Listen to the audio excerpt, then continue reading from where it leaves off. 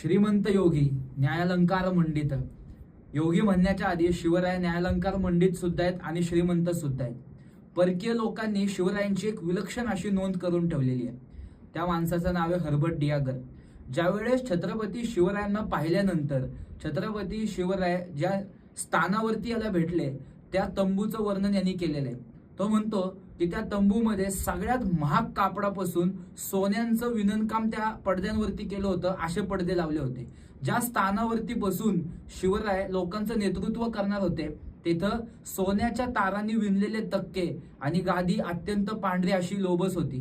तिथे छत्रपती शिवराय आल्यानंतर शिवरायांचं एक फार वेगळं वर्णन यांनी केलेलं आहे. म्हणजे देशाचं नेतृत्व करत असताना राजा हा ऐश्वर्य संपन्न अवस्थेत असावा असं आपल्या भारतीय संस्कृतीने सांगितलेलं आहे.